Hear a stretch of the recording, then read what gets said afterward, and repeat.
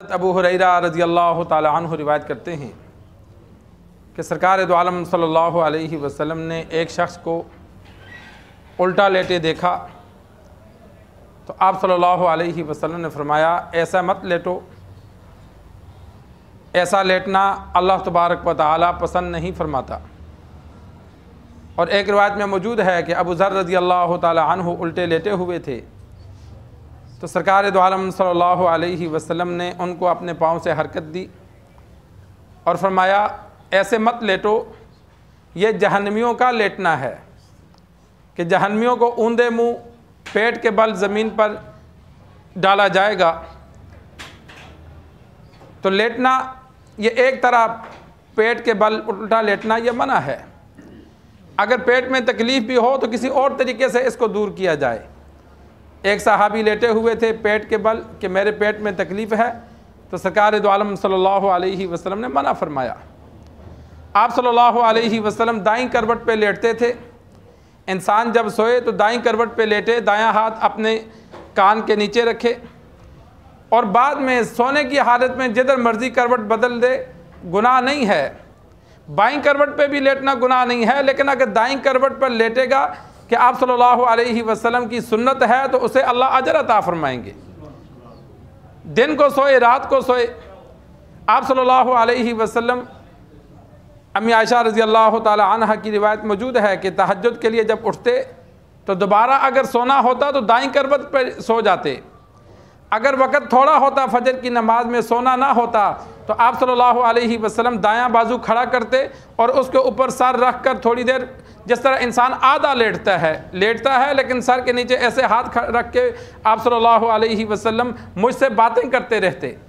अगर सोना ना होता, फजर में थोड़ा वक़्त होता, तो फिर आप सल्लल्लाहु अलैहि वसल्लम बातें करते। इतने में बिलाल रज़ियल्लाहु ताला अन्हु आकर इतला देते कि या रसूलल्लाह, नमाजी काफ़ी हो गए। तो आप सल्लल्लाहु अलैहि वसल्लम 2 सुन्नतें अदा फरमाते और फिर जाके जमात करवाते। बाकी किसी भी तरह लेटना मना नहीं है, सिर्फ लेटने बैठने में इस चीज़ का ख्याल रखा जाए कि सतर नंगा ना हो।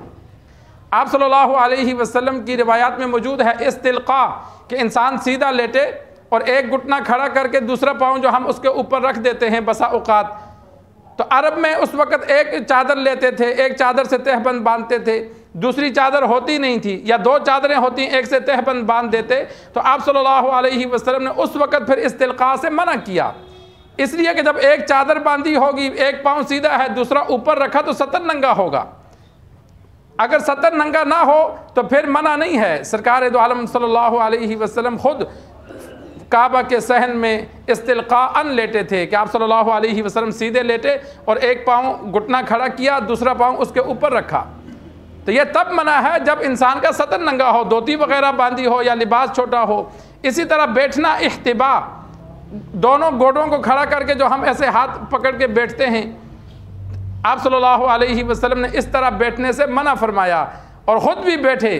तो उलमा ने लिखा, बैठना उसके लिए मना है कि जिसने धोती वगैरह चादर ली हो, जब वो घुटने खड़ा करके ऐसे पकड़ेगा तो नीचे से सतर नंगा होगा। अगर सतर नंगा नहीं होता तो फिर इस तरह बैठने में कोई ममानियत नहीं है।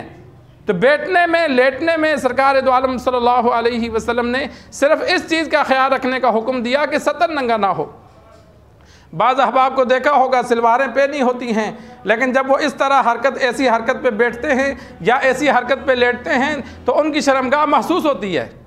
तो इंसान जब लेटा हो तो इंसान कुर्ता आगे ऊपर डाल दे, या इसी तरह बैठा हो तो जब ऐसे करके बैठे तो कुर्ता नीचे डाल दे, ताकि अपनी शर्मगाह दूसरों को महसूस ना हो।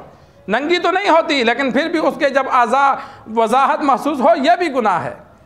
तो आज़ाए मखसूसा को छुपाना यह फ़र्ज़ ऐन है, और अगर इनको नंगा करना ये गुनाह है। गुनाह कबीरा में आ जाता है कि इंसान फ़र्ज का तारिक होता है।